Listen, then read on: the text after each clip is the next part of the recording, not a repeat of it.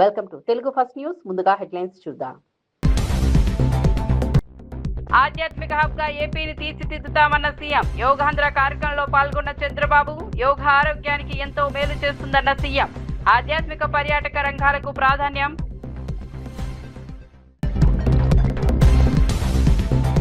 నల్లగొండ పర్యటనకు సీఎం రేవంత్ సిద్ధం. రహదారి ప్రాజెక్టుకు శంకుస్థాపన చేయనున్న సీఎం. భారీ బహిరంగ సభలో పాల్గొననున్న రేవంత్. ఏర్పాట్లపై మంత్రి కోమటిరెడ్డి సమీక్ష.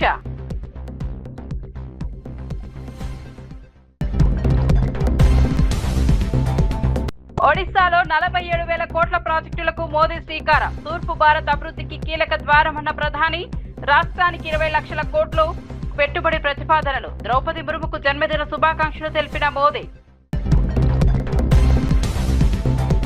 రైతు కుటుంబానికి అండగా నిలిచిన కేటీఆర్. ఆత్మహత్య చేసుకున్న రైతు కుటుంబానికి 3 లక్షల సాయం. రైతు సమస్యలు పరిష్కరించాలని ప్రభుత్వానికి డిమాండ్. రైతు బీమా పథకం పునరుద్ధరణ కోరిన కేటీఆర్.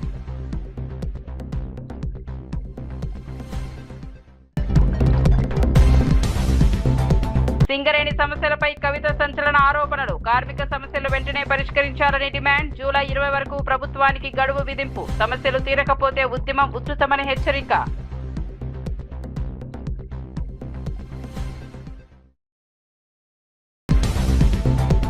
ఆంధ్రప్రదేశ్ ను దేశానికి ఆధ్యాత్మిక హబ్ గా అభివృద్ధి చేస్తామని ముఖ్యమంత్రి చంద్రబాబు నాయుడు అన్నారు. అంతర్జాతీయ యోగా దినోత్సవం సందర్భంగా అమరావతిలోని ఉండవల్లి గుహాల వద్ద నిర్వహించిన యోగాంధ్ర కార్యక్రమంలో ఆయన పాల్గొన్నారు. ప్రముఖ యోగా గురువు బాబా రామ్దేవ్ ఆధ్వర్యంలో నిర్వహించిన యోగా సాధనలు నిర్వహించారు. ఈ సందర్భంగా యోగా వల్ల కలిగే శారీరక మానసిక ప్రయోజనాలను రామ్దేవ్ బాబా సీఎంకు వివరించారు. యోగా భారతీయ సంస్కృతికి ప్రతీక అని, ప్రపంచవ్యాప్తంగా దీనికి ఆదరణ పెరుగుతోందని చంద్రబాబు పేర్కొన్నారు. ఆరోగ్యవంతమైన సమాజ నిర్మాణంలో యోగా కీలక పాత్ర పోషిస్తోందని చెప్పారు. ఆధ్యాత్మిక ఆరోగ్యం, పర్యాటక రంగాల అభివృద్ధికి ప్రభుత్వం ప్రత్యేక ప్రాధాన్యమిస్తోందని వెల్లడించారు. Every year we'll celebrate, we'll showcasing. Why the future city Amaravati, sir? It's the very designation. It's very traditionally connected, and now Swamiji is here participating in all yoga events, sir. What message you would like to give to all countrymen to come to Amaravati, sir? God has given me one more opportunity. I have constructed Cyberabad. You have seen. Today, highest per capita income is Telangana. Most livable city is Hyderabad. That is brownfield city. This is greenfield city. Yes. It will be Hyderabad plus. Country will proud of it. It will be most livable city, happiest city, spiritual city, wealthiest city, and also globally it will be showcasing one of the best futuristic city. No pollution, no diesel, petrol, all these things. Everything green energy. All utilities will be taken through that. Central district cooling. It is all new concepts everywhere. Technology, best practices, innovations, everything will be new. And also Amaravati will be a knowledge hub. Sir, Baba Ramdev is with you. So how yoga play an important role in your life now? Not only my life, for everybody's life. Yeah, for the last 30 years I am watching him. I am working with him. I am telling you, 30 years. But amazing experiment he has done. He is not a guru for India. He is a yoga guru for the global community. He is no more confined to India. Now everybody is working. It will be mass momentum tomorrow. Whenever you go anywhere in the world, he is going to attract huge crowds. Sir, what is the concept of Yogaandhra? Yogaandhra, I am telling you, every home we want to take. As on today, we are all busy life. Technology has become a handy. I promoted IT. That was the 30 years back. Today I am talking data centers, AI, quantum. Quantum, Andhra Pradesh will be the hub. But at the same time, without happiness, technology cannot alone give wealth and everything. India's strength is spirituality. India's strength is family values. That we are all youngsters, people like you are all forgetting the strength of India. We have to rebuild now. నందిగామలో సంచలనం సృష్టించిన భారీ చోరీ కేసును పోలీసులు విజయవంతంగా ఛేదించారు. కాకాని నగర్లోని ఓ ఇంట్లో జరిగిన చోరీ కేసులో 2 అంతర్రాష్ట్ర నేరస్తులను అరెస్ట్ చేశారు. వారి వద్ద నుంచి సుమారు 48,58,000 విలువైన 347 గ్రాముల బంగారం ఆభరణాలు, నగదు, సెల్ ఫోన్లు, నేరానికి ఉపయోగించిన ద్విచక్ర వాహనాన్ని స్వాధీనం చేసుకున్నారు. సాంకేతిక ఆధారాలు, సీసీ కెమెరా ఫుటేజ్ సహాయంతో ప్రత్యేక బృందాలు నిందితులను గుర్తించాయి. ప్రధాన నిందితుడు శంకర్ నాయక్ పై ఇప్పటికే ఆంధ్రప్రదేశ్, తెలంగాణ రాష్ట్రాల్లో 120కి పైగా చోరీ కేసులు ఉన్నట్లు పోలీసులు వెల్లడించారు. కేసులు ఛేదించిన పోలీసు బృందాన్ని నగర పోలీస్ కమిషనర్ అభినందించి అవార్డులు ప్రకటించారు. నేరాల నియంత్రణలో సాంకేతిక పరిజ్ఞానం కీలక పాత్ర పోషిస్తోందని అధికారులు తెలిపారు. రత్లావత్ శంకర్ అలియాస్ శంకర్ నాయక్, వయసు 32 సంవత్సరాలు, సుగాలి, నాగర్లబండ తాండా, వేపనగుట్ట మండలం, వనపర్తి జిల్లా. అదేవిధంగా రెండో వ్యక్తి తెనుగు అజయ్, కులం ముదిరాజ్, మైలారం గ్రామం, సంగారెడ్డి మండలం. వీళ్ళను అదుపులోకి తీసుకోవడం జరిగింది. వీళ్ళను పట్టుకొని విచారించగా గత నెల 25వ తేదీన మన నందిగామ పట్టణం కాకాని నగర్లో జరిగినటువంటి దొంగతనం కేసు ఒప్పుకోవడం జరిగింది. వీళ్ళ సమక్షంలో ఈ యొక్క 347 గ్రాముల బంగారు ఆభరణాలు, అదేవిధంగా 1,50,000 క్యాష్ని రికవరీ చేయడం జరిగింది. వీళ్ళను తదుపరి వెరిఫై చేస్తే వీళ్ళకి ఆల్రెడీ తెలంగాణ, ఆంధ్రప్రదేశ్ ప్రాంతాల్లో సుమారుగా 130 నుంచి 140 చోరీ కేసుల్లో ఈ శంకర్ నాయక్ అనే అతను నిందితుడు. అదేవిధంగా ఇతని మీద గతంలో తెలంగాణ రాష్ట్రంలో దాదాపు 4 సార్లు పీడీ యాక్ట్ కూడా పెట్టి జైలు పంపించడం జరిగింది. అదేవిధంగా ఏ3 తెలుగు అజయ్ మీద తెలంగాణ రాష్ట్రంలో సుమారు 8 కేసులు, డ్రగ్స్ సంబంధించిన కేసులు, చోరీ కేసులు ఇతని మీద నమోదు కాబడ్డాయి. ఈరోజు వీళ్ళను పట్టుకొని యాజ్ పర్ ప్రొసీజర్ ప్రకారంగా కోర్టులో ప్రొడ్యూస్ చేయడం జరుగుతుంది. వీళ్ళ నుంచి వీళ్ళను పట్టుకోవడంలో చాకచక్యం ప్రదర్శించినటువంటి మన టౌన్ సిఐ పీసీను, అదేవిధంగా వాళ్ళ సిబ్బంది బి మోహన్ రావు, అదేవిధంగా టెక్నికల్ ఎస్ఐ. ఆదిలాబాద్ జిల్లా పొన్నగ్రామంలో ఆత్మహత్య చేసుకున్న రైతు పాండురంగ్ కుటుంబాన్ని బీఆర్ఎస్ వర్కింగ్ ప్రెసిడెంట్ కేటీఆర్ పరామర్శించారు. బాధిత కుటుంబానికి పార్టీ తరపున 3 లక్షల ఆర్థిక సహాయం అందజేశారు. అనంతరం మాట్లాడిన కేసీఆర్ హయాంలో రైతు సంక్షేమ పథకాల వల్ల రైతుల ఆత్మహత్యలు తగ్గాయని గుర్తు చేశారు. కాంగ్రెస్ ప్రభుత్వం వచ్చిన తర్వాత రైతుల పరిస్థితి మళ్లీ దయనీయంగా మారిందని ఆరోపించారు. రైతుల సమస్యలను వెంటనే పరిష్కరించాలని ప్రభుత్వాన్ని డిమాండ్ చేశారు. రైతు బీమా పథకాన్ని పునరుద్ధరించాలని కోరారు. రైతులపై రాజకీయ కక్షలు తీర్చుకోవద్దని ప్రభుత్వానికి హితవు పలికారు. రైతు కుటుంబాలకు భరోసా కల్పించాల్సిన బాధ్యత ప్రభుత్వంపై ఉందని స్పష్టం చేశారు. ఈ దౌర్భాగ్యపు కాంగ్రెస్ ప్రభుత్వం వచ్చిన తర్వాత ఇవాళ కుటుంబాలు మళ్ళీ ఒకసారి 3 పిల్లలు, భార్య, చిన్న పిల్లలు, అందరు ఇంకా చదువుకుంటున్న వయసులో ఉన్నోళ్ళు, వాళ్ళందరూ రోడ్డున పడే పరిస్థితి వచ్చింది. ఎన్ని ఎకరాల పొలం ఉన్నా, ఎంత పంట కష్టపడి పండించినా, ప్రభుత్వం రైతు బంధు ఇవ్వకపోయినా ఇవాళ మరి అమ్ముకుందామంటే కూడా కనీసం కొనేటోడు లేకపోతే ఆగమైపోయే పరిస్థితి మళ్ళీ ఒకసారి వచ్చింది. అందుకే రాష్ట్ర ప్రభుత్వానికి మా పార్టీ తరఫున ఏదో కొంత సాయం చేసినాం. ఒక 3 లక్షల రూపాయల కుటుంబానికి అండగా ఉండాలని చెప్పి పాండురంగ గారి కుటుంబానికి సాయం చేసినాం. కానీ ఇది ఏ కోశాన సరిపోదు. వాళ్ళకున్న అప్పులకు, వాళ్ళకున్న అవస్థలకు కనీసం మీరు రైతు బీమా కూడా ప్రీమియం కడతలేరు. ఇవాళ 7,000 రైతు బీమా మరి క్లెయిమ్స్ ఇంకా పెండింగ్ లో ఉన్నాయి. మీరు పైసలు కట్టలే ప్రభుత్వం. కేసీఆర్ గారు ఒక మంచి ఆలోచన చూడబెట్టిన కార్యక్రమం. ఇట్నే ఎవరైనా రైతు చనిపోతే అది సహజ మరణమైనా, ప్రమాదవశాత్తు చనిపోయినా, బలవంతపు మరణమైనా ఆ కుటుంబంకి ఏం కావద్దని చెప్పి 5 లక్షల బీమా ఇచ్చే కార్యక్రమాన్ని కేసీఆర్ గారు దేశంలో మొదటిసారి పెట్టిండు. ఇలా దానికి కూడా ప్రీమియం కట్టడానికి మీకు మనసు వస్తలేదు. ఎందుకంటే మీకు బాధ ఏమంటే రైతు బీమా అంటే కేసీఆర్ యాదికి వస్తాడు, రైతు బంధు అంటే కేసీఆర్ యాదికి వస్తాడు, 24 గంటల కరెంట్ అంటే కేసీఆర్ యాదికి వస్తాడు. మేము ప్రభుత్వానికి చేతులు జోడించి చెప్పేది, ఎలక్షన్లప్పుడు రాజకీయాలు చేద్దాం, ఎలక్షన్లప్పుడు కొట్లాడుకుందాం. ప్రజలు ఎవరిని గెలిపిస్తే వాళ్ళు కుర్చీలో కూర్చుంటారు. కానీ మా మీద కోపం ఇవాళ రైతుల మీద తీయకండి. కేసీఆర్ పెట్టిన పథకం మీకు ఇష్టం లేకపోతే పేరు మార్చుకో, ఇందిరమ్మ బంధన్ పెట్టుకో, ఇంకో బంధన్ పెట్టుకో, ఏదో ఒకటి పెట్టుకో. కానీ పైసలు ఇవ్వు, కొను, పంటలు కొను, జొన్నలు కొను, వడ్లు కొను, వెంటనే పైసలు వెయ్యు. అంతేగాని ఈ రకంగా రాచి రంపాన పెట్టి మరి ఆ కుటుంబాన్ని ఇబ్బంది పెట్టవద్దు. పాండురంగ గారి కుటుంబానికి తప్పకుండా న్యాయం చేసేదాకా వదిలిపెట్టం. నేను ఆ కుటుంబానికి మాట ఇచ్చిన. 3 పిల్లలు ఉన్నారు, చదువుకుంటున్నారు. నేను వారికి మాట ఇచ్చాను, ప్రభుత్వం మెడలు వంచైనా సరే మీకు నష్టపరిహారం ఇప్పిస్తామని చెప్పాం. 25 లక్షల రూపాయలు ఇచ్చి తీరాల్సిందే.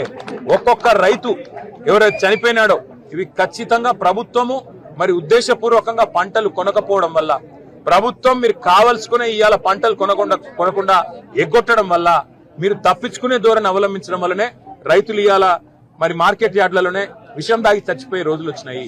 అందుకే ఆ కుటుంబానికి న్యాయం జరిగేదాకా మా ఎమ్మెల్యే అనిల్ జాదవ్ గారు, పెద్దలు జోగు రామన్న గారు, మా ఆసిఫాబాద్ ఎమ్మెల్యే శ్రీమతి కోవా లక్ష్మి గారు, మేమందరం కూడా ఈ జిల్లా నాయకత్వం మొత్తం, మా రాష్ట్ర నాయకత్వం కూడా అండగా ఉంటుంది. అంతర్జాతీయ యోగా దినోత్సవం సందర్భంగా యోగాపై ప్రజల్లో అవగాహన పెంచాలని బీజేపీ నేత ఎన్ రామచంద్రరావు పిలుపునిచ్చారు. యోగా కేవలం శారీరక ఆరోగ్యానికే కాకుండా మానసిక ప్రశాంతతకు కూడా ఎంతో ఉపయోగపడుతుందని చెప్పారు. ముఖ్యంగా విద్యార్థుల్లో ఒత్తిడి, డిప్రెషన్ తగ్గించడంలో యోగా కీలక పాత్ర పోషిస్తుందని పేర్కొన్నారు. ప్రతి ఇంట్లో పిల్లలు, తల్లిదండ్రులు యోగాను నిత్య జీవితంలో భాగం చేసుకోవాలని సూచించారు. వృద్ధాప్యంలో కూడా ఆరోగ్యంగా ఉండేందుకు యోగా ఎంతో దోహదపడుతుందని తెలిపారు. యోగాను భారతదేశం ప్రపంచానికి అందించిన గొప్ప సంపదగా అభివర్ణించారు. ఇందిరా పార్క్ లో జరిగే యోగా దినోత్సవ కార్యక్రమంలో ప్రజలు పెద్ద ఎత్తున పాల్గొనాలని ఆయన పిలుపునిచ్చారు. సామాజిక సంతులన కోసం కూడా యోగా మనం అవసరం ఉంది. ఒక వ్యక్తిగత నిర్మాణంలో, మన పర్సనాలిటీ డెవలప్మెంట్లో, ఒక యాంటీ డిప్రెషన్గా ఈ యొక్క యోగా మనకు పనిచేస్తుందని చెప్పేసి కూడా విద్యార్థులందరూ కూడా ఇళ్లలో ఒక యోగాభ్యాసం చేయాలి. వాళ్ళ తల్లిదండ్రులు కూడా వారికి ఎంకరేజ్ చేయాల్సిన అవసరం ఉన్నది. కాబట్టి ఈ యోగా అందరం చేస్తే స్వస్థ భారత్ అనేటటువంటి ఒక ఏదైతే కళను మనం ఉంటున్నామో, స్వచ్ఛ భారత్, స్వస్థ భారత్, ఖేలో భారత్ అనేటటువంటి అనేక ఈరోజు కార్యక్రమాలతో నరేంద్ర మోదీ గారు మన ముందు వచ్చారు. కాబట్టి అవన్నీ దాన్ని ముందు తీసుకుపోతూ ప్రతి సంవత్సరం కూడా చూస్తున్నాను యోగాలో పాల్గొనేటటువంటి ఒక సంఖ్య పెరుగుతూ ఉన్నది. ఈ సంఖ్య ఇంకా పెరుగుతూనే ఉండాలి. ప్రతి ఇళ్లలో పిల్లలు యోగా చేసుకుంటే తప్పకుండా పూర్తి నమ్మకం ఉన్నది. రాబోయే రోజుల్లో ఏవైతే డిప్రెషన్స్తో పిల్లలు చాలామంది ఈరోజు వాళ్ళు బాధపడుతూ ఉన్నారో వాటన్నిటిగా దూరం అయ్యే అవకాశాలు ఉన్నాయి.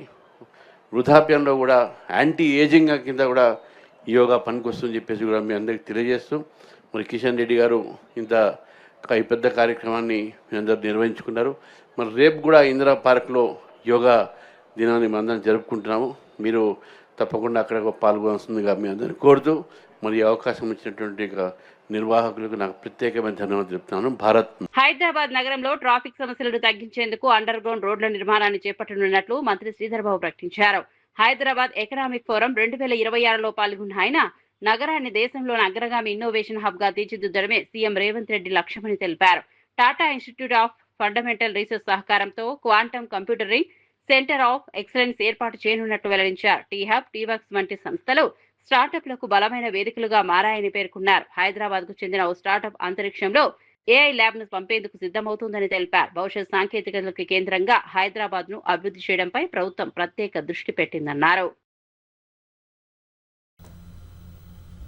I still think that India is a young country. When you compare with the legacies of US or the European countries or with the China, which they have a solid background of a freedom country passing over 400 to 500 years. And here we are in Hyderabad, what we are discussing, what we are trying to build, especially in the Hyderabad Economic Forum, what they are trying to breed the young entrepreneurs to make the successful journeys, what the young Hyderabad Economic Forum are trying to handle the young entrepreneurs, the young innovators for tomorrow's world, and see that how we can shape ourselves for tomorrow's world.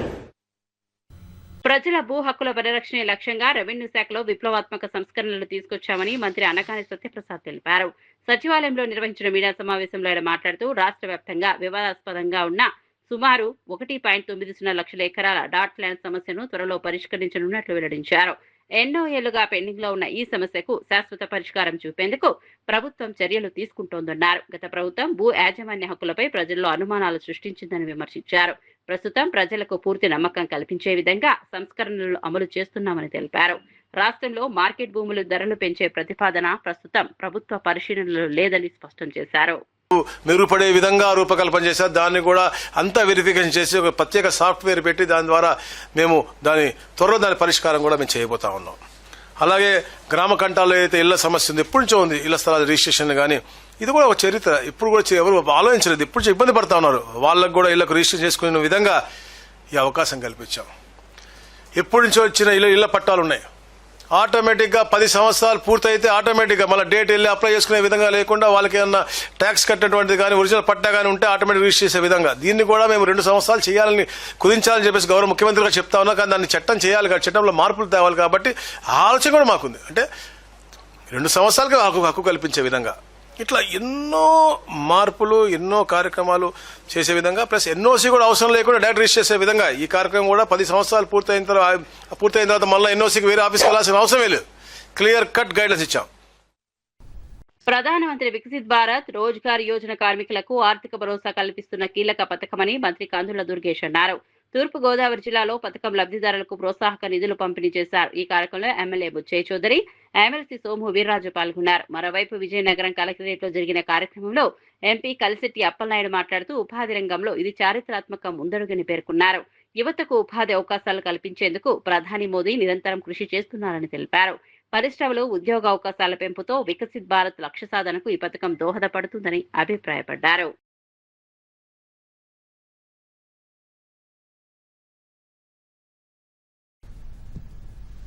దేశ ప్రధాని శ్రీ నరేంద్ర మోడీ గారి చేతుల మీదుగా 15 లక్షల మందికి లబ్ధి చేకూరే విధంగా 2,400 కోట్ల రూపాయలు డిస్బర్స్మెంట్ జరుగుతూ ఉంది. ఒక పక్కన కొత్తగా ఉద్యోగంలో జాయిన్ అయిన వారికి అదనపు ఉద్యోగాలు కల్పించిన ఎంప్లాయర్స్ కి వారికి కూడా ప్రోత్సాహకాలు ఇచ్చేటువంటి కార్యక్రమం ఇది.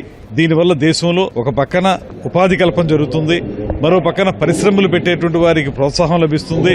మనకి వికసిత్ భారత్ రోజ్గార్ యోజన కార్యక్రమాన్ని ప్రారంభించారు.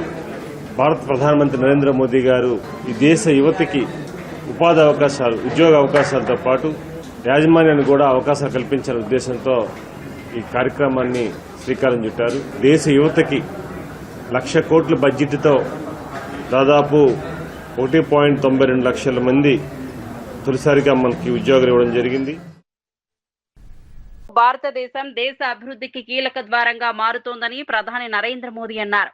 ఒడిశా రాష్ట్రంలోని మయూర్భంజ్ జిల్లాలో పర్యటించిన మోదీ రాష్ట్రపతి ద్రౌపది ముర్ముతో కలిసి 47,600 కోట్ల విలువైన అభివృద్ధి ప్రాజెక్టులకు శంకుస్థాపనలు, ప్రారంభోత్సవాలు నిర్వహించారు. ప్రజలను ఉద్దేశించి ప్రసంగించిన ఆయన దశాబ్దాలుగా నిర్లక్ష్యానికి గురైన తూర్పు భారతదేశం ఇప్పుడు సమగ్ర అభివృద్ధిలో కీలక పాత్ర పోషిస్తోందన్నారు. బీజేపీ ప్రభుత్వ పాలనలో ఒడిశా వేగంగా అభివృద్ధి చెందుతోందని పేర్కొన్నారు. రాష్ట్రానికి దాదాపు 20 లక్షల కోట్ల పెట్టుబడి ప్రతిపాదనలు వచ్చాయని, వాటితో పరిశ్రమలు, ఉపాధి అవకాశాలు పెరుగుతాయని తెలిపారు. సంక్షేమ పథకాల ద్వారా పేదల జీవన ప్రమాణాలు మెరుగుపడ్డాయని చెప్పారు. రాష్ట్రపతి ద్రౌపది ముర్ముకు జన్మదిన శుభాకాంక్షలు తెలియజేసిన మోదీ దేశానికి ఆమె అందిస్తున్న సేవలను కొనియాడారు. आज ओडिशा तेज गति से विकास के रास्ते पर आगे बढ़ रहा है.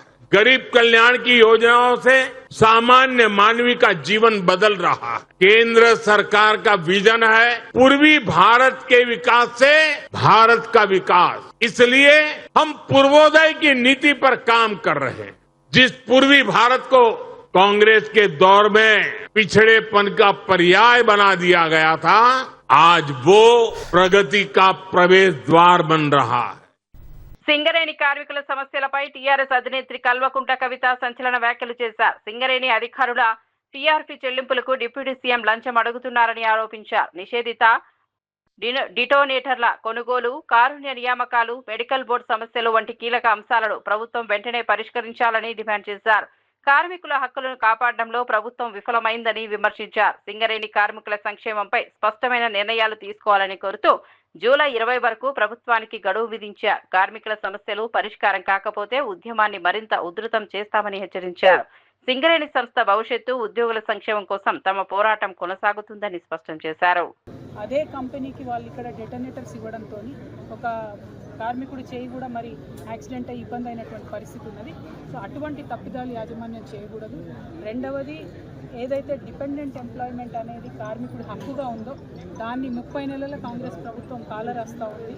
ఎక్కడా కూడా కనీసము వాళ్ళు డిపెండెంట్ ఎంప్లాయ్మెంట్స్ కానీ పెండింగ్ ఉన్న 1200 మందికి కానీ ఇస్తలేరు. కాబట్టి ఖచ్చితంగా అది ఇవ్వాలంటే మరి గాంధేయ మార్గమే కరెక్ట్. 1 మంత్ టైం ఇస్తాం ప్రభుత్వానికి. ఇది జూన్ 20, నెక్స్ట్ జూలై 20 లోపల ఒక విస్పష్టమైన ప్రకటన రావాలి, ఆర్డర్ రావాలి. ప్రతి నెల 2 సార్లు మెడికల్ బోర్డు పెడతామనే ఆర్డర్ రావాలి. పెండింగ్ ఉన్న 1200 మందికి కూడా ఇమ్మీడియట్గా జాబ్స్ ఇచ్చేస్తాం అనేటటువంటి స్పష్టమైన ప్రకటన ప్రభుత్వం నుండి రావాలి. ఇక నిరాహార దీక్ష కూర్చుంటాను. ఎట్టి పరిస్థితుల్లో కార్మికుల హక్కులు సాధించడానికి వెనుకడిగేసే ప్రసక్తే లేదు. ఇప్పుడు సింగరేణిలో ఎలక్టెడ్ ఏ యూనియన్ లేదు కాబట్టి ఎవరు కూడా కార్మికుల హక్కుల గురించి అడుగుతలేరని నిర్భయంగా యాజమాన్యం కార్మికులను ఇబ్బంది పెడతా ఉన్నది. కనీసం తాగునీరు కూడా ఇవ్వలేనటువంటి పరిస్థితి ఉన్నది. ఇది అన్యాయం. మంచి ఆక్సిజన్ ఇవ్వలేనటువంటి పరిస్థితి ఉన్నది. కాబట్టి అన్కాంప్రమైజింగ్గా కార్మికుల కోసం కొట్లాడడానికి హెచ్ఎంఎస్ టీఆర్ఎస్ ముందుకు వచ్చినాయి. ప్రభుత్వానికి కేవలం 1 మంత్ డెడ్ లైన్ ఇస్తున్నాం. ఈ 1 మంత్ లోపల మీరు కార్మికులకు సంబంధించి కారుణ్య నియామకాలకు సంబంధించి ప్రకటన చేయాలి. నెలకు 2 సార్లు మెడికల్ బోర్డు పెట్టాలి. పెండింగ్ ఉన్న 1200 మందికి ఇమీడియట్గా సర్టిఫికేట్స్ ఇవ్వాలి. అప్లికేషన్ డేట్తోనే లింక్ ఉండాలి కానీ రిటైర్మెంట్ డేట్తో లింక్ ఉండకూడదు. ఎందుకంటే 3 నెలలు 5 నెలలు పెండింగ్ ఉన్న వాళ్ళు ఉన్నారు. ఎంతోమంది 5-6 ఏళ్ల కింద అప్లికేషన్ పెట్టుకొని రిటైర్ అయిపోయి బాధపడుతున్న వాళ్ళు ఉన్నారు. అప్లికేషన్ డేట్ను ప్రామాణికంగా తీసుకొని ఇవ్వాలని చెప్పి డిమాండ్ చేస్తున్నాం. జై తెలంగాణ. గవర్నమెంట్లో కరప్షన్ ఎంత పెరిగిపోయిందంటే పీఆర్పీ రావాలి అని అధికారులు ధర్నా చేస్తే ఆ అధికారుల దగ్గర కూడా లంచం అడిగినారు డిప్యూటీ సీఎం గారు అని చెప్పి స్పష్టంగా వారికి సంబంధించిన మనుషులు అడిగినారని చెప్పి స్పష్టంగా తెలియడం జరిగింది. అంత కరప్షన్ ఉంది ఈ గవర్నమెంట్లో. అధికారులకు రావాల్సిన పీఆర్పీ రావాల్సిందే, నేనేం కాదంటలేదు. మాకు ఎట్లయితే కార్మికులకు బోనస్ రావాలంటామో అధికారులకు కూడా పీఆర్పీ రావాలి. కానీ ఆ అధికారులు కూడా ఇట్లా నాసిరకం వస్తువులు తీసుకొచ్చి నా కార్మికుల సేఫ్టీతో ఆడుకోకూడదు. ఎట్ ద సేమ్ టైం ఇప్పుడు ఒక కట్టర్ ఉన్నాడు అనుకోండి, ఆయనకు ఆ కటింగ్ మెషిన్ కావాల్సిన బిట్స్ ఇస్తలేరు, ఆ మొలలు ఇస్తలేరు, ఆ కనీసం షూస్ 6 నెలలు కూడా ఉంటలేవు, గ్లౌజులు నెల లోపల పాడైపోతున్నాయి, ఆ లైట్లు పనిచేస్తలేవు, ఏదైతే సేఫ్టీ ల్యాంప్ తీసుకుపోతారో దానికి స్పేర్ పార్ట్స్ లేవు. అంటే కార్మికుడికి ఆ లోపలికి పోతే ఫైర్ అవుతుందా కాదా తెలిపేదే ఆ ల్యాంప్. ఆ ల్యాంప్ స్పేర్ పార్ట్స్ లేవు అని అంటే మరి ఆ లోపలికి పోయినానికి ఏమైనా అయితే ఎవరు బాధ్యత? ఈ బాధ్యత తీసుకోకుండా మా దానికోసం మేము ధర్నా ఇస్తామని ఆఫీసర్లు అంటే వాళ్ళ రైట్స్ కోసం కూడా మేము మాట్లాడతాం. కానీ వాళ్ళు కూడా కార్మికుల పక్షాన కొంచెం సింపథెటిక్గా ఆలోచించాలని చెప్పి ఆఫీసర్స్ నేను రిక్వెస్ట్ చేస్తూ ఉన్నాను. గవర్నమెంట్ మాత్రం డిమాండ్ చేస్తూ ఉన్నాను, మీరు బకాయిలు కట్టండి. ముందు పెండింగ్ ఉన్నాయి 2 డిపెండెంట్ ఎంప్లాయీస్ మీద పర్మనెంట్గా మీరు సొల్యూషన్ తీసుకొచ్చి నెలకు 2 సార్లు మెడికల్ బోర్డు పెట్టాల్సిందే. అప్లికేషన్ పెట్టిన ప్రతి ఒక్కరిని కూడా అన్ఫిట్ చేయాల్సిందే. Thank you. జై తెలంగాణ. 28న ముఖ్యమంత్రి రేవంత్ రెడ్డి నల్గొండ జిల్లాలో పర్యటించనున్నారు. కనగల్లో హైబ్రిడ్ యాన్యుటీ మోడ్ ఆధారంగా నిర్మించనున్న రహదారి ప్రాజెక్టుకు శంకుస్థాపన చేయనున్నారు. అనంతరం నల్గొండ ఎన్జీ కాలేజీ మైదానంలో జరిగే భారీ బహిరంగ సభలో పాల్గొని ప్రజలను ఉద్దేశించి ప్రసంగించనున్నారు. సీఎం పర్యటన ఏర్పాట్లను మంత్రి కోమటిరెడ్డి వెంకటరెడ్డి పరిశీలించారు. జిల్లా collector B Chandrashekar, SP Sarath Chandra పవార్లతో కలిసి సమావేశమై ఏర్పాట్లపై సమీక్ష నిర్వహించారు. ప్రజలకు ఇబ్బందులు కలగకుండా అన్ని ఏర్పాట్లు పూర్తి చేయాలని అధికారులను ఆదేశించారు. ఈ పర్యటనలో అభివృద్ధి కార్యక్రమాలు, ప్రభుత్వ సంక్షేమ పథకాలపై సీఎం కీలక ప్రకటనలు చేసే అవకాశం ఉందని అధికార వర్గాలు తెలిపాయి.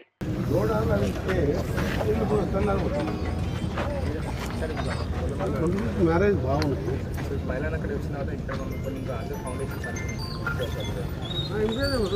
లేవట్టి దాన్ని మేము పడిపోయే అవసరం లేదు. 25 నిమిషాలు ల్యాండ్ అయితే ఆడ 15 నిమిషాలు అంతే ఫ్లాట్ డిజైన్ చేపిస్తుంది. ఏది ఆర్ఎండ్బి డిజైన్ చేస్తే బస్సు వస్తుంది. అలాగే కారణం టీటీ చేతుల్లో ఎక్కడ ఉంటుంది ఆయన చెప్పుకోవచ్చు. ఈ పబ్లిక్ కింద చేస్తారు.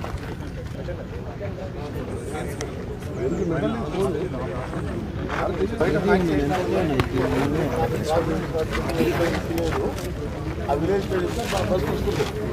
హాఫ్ అన్ అవర్ ముందు ట్రాఫిక్ అంతా అలో చేస్తారు. ఇక హాఫ్ అన్ అవర్ ముందు పని చేస్తారు. హాఫ్ అన్ అవర్ నిండిందాక ఎప్పుడైనా ఖమ్మం అనుకుంది ఫుల్ నిండిందాకనే వెళ్తాం. ఎందుకంటే అనిపించి రోజు 35-40 మినిట్స్ వెళ్తాం. ఫుల్ బ్యాగ్ అయినాకనే వెళ్తాం. హాఫ్ అన్ అవర్ ముందు ఆపేసి మొత్తం నింపుడే. కృష్ణాలంక సాయి కృష్ణ లాకప్ డెత్ ఘటనపై తిరుపతిలో వైఎస్ఆర్సీపీ నేతలు నిరసన కార్యక్రమం నిర్వహించారు. మాజీ TTD chairman Bhumana Karunakar Reddy, MLA Abhinay Reddy ఆధ్వర్యంలో ర్యాలీ చేపట్టారు. ఈ ఘటనపై సీబీఐతో దర్యాప్తు జరిపించాలని డిమాండ్ చేశారు. సాయి కృష్ణ మరణానికి బాధ్యులపై కఠిన చర్యలు తీసుకోవాలని కోరారు. హోంమంత్రి రాజీనామా చేయాలని కూడా డిమాండ్ చేశారు. రాష్ట్రంలో శాంతి భద్రతల పరిస్థితిపై ప్రభుత్వం సమాధానం చెప్పాలని వైసీపీ నేతలు ప్రశ్నించారు. ప్రజాస్వామ్య విలువలు కాపాడాలంటే ఈ ఘటనపై నిక్షిప్తపాత విచారణ అవసరమన్నారు. బాధిత కుటుంబానికి న్యాయం జరిగే వరకు తమ పోరాటం కొనసాగుతుందని స్పష్టం చేశారు. యువకుడు క్రాంతి కుమార్ అనేటువంటి వ్యక్తి పురుగుల మందు తాగి ఆత్మహత్య చేసుకున్నాడు. దీనికి కారణం ఆ కృష్ణలంక సిఐ నాగరాజు అని ఆయన మరణ వాంగ్మూలంలాగా ఇచ్చి మరీ పురుగుల మందు తాగాడు. సాయి కృష్ణ అనేటువంటి యువకుణ్ణి పట్టుకొని లాడ్జీలో చిత్రహింసలు పెట్టి ఆ తరువాత ఈ నాగరాజు అనేటువంటి సిఐకి అప్పగిస్తే అతను పాశవికంగా హింసించి ఆ నాగరాజును హత్య చేసినారు. హత్య చేస్తే నిమ్మకు నీరెత్తినట్టు ఉండి సాయి కృష్ణ బూడిద కూడా అప్పగించకుండా పెద్ద గొప్పలు చెప్పుకుంటే కుదరదు. అందుకే మేము న్యాయ పోరాటం మా ప్రభుత్వం వచ్చిన తరువాత దీని వెనుక ఉన్నటువంటి బాసు బిగ్ బాసు అందరూ కూడా జైలుకు పోవటం ఖాయం. గత వైఎస్ఆర్సీపీ ప్రభుత్వ పాలనలో చేనేత రంగం తీవ్రంగా నష్టపోయిందని మంత్రి సవిత విమర్శించారు. కూటమి ప్రభుత్వం 2 ఏళ్లలో చేనేత రంగ అభివృద్ధికి అనేక చర్యలు చేపట్టిందని తెలిపారు. చేనేత కుటుంబాలకు గౌరవప్రదమైన జీవనం, ఆర్థిక భద్రత కల్పించడమే ప్రభుత్వ ప్రధాన లక్ష్యమన్నారు. అమరావతిలో నిఫ్ట్ క్యాంపస్ ఏర్పాటు చేసేందుకు కేంద్ర ప్రభుత్వం సానుకూలంగా స్పందించడం రాష్ట్రానికి శుభ పరిణామమని పేర్కొన్నారు. ధర్మవరం, ఉప్పాడ, మంగళగిరిలో చేనేత కస్టమర్లను ఏర్పాటు చేసి ఉపాధి అవకాశాలు పెంచనున్నట్లు తెలిపారు. చేనేత కుటుంబాలకు ఉచిత విద్యుత్ పథకాన్ని అమలు చేస్తున్నామని చెప్పారు. సంప్రదాయ చేనేతకు ఆధునిక మార్కెటింగ్ అవకాశాలు కల్పించి రంగాన్ని బలోపేతం చేయనున్నట్లు వెల్లడించారు. అందరికీ తెలుసండి, ఎందుకంటే రాష్ట్రం విడిపోయిన తర్వాత 14-19లో చేనేతకు ఒక స్వర్ణయుగంలా జరిగింది. అనేక స్కీమ్స్ ఇవ్వడం జరిగింది. 19-24లో ఏం చేశారో మన అందరికీ తెలుసు. ఈ రాష్ట్రాన్ని గొడ్డలతో రప్ప నరికి ఈ రాష్ట్రాన్ని భూస్థాపితం చేశారనే విషయం తెలుసు. అందులో చేనేతలు కూడా ఒకరు. మరి ఈరోజు ఇప్పుడిప్పుడే వెంటిలేటర్ మీద రాష్ట్రాన్ని ఆక్సిజన్ లెవెల్కి తీసుకొచ్చి ఈ రాష్ట్రాన్ని ఎక్సలేటర్ మీద తీసుకెళ్లాలన్నదే ముఖ్యమంత్రి గారి ఆలోచనలు. మరి గతంలో ఏం జరిగిందో చూసాం.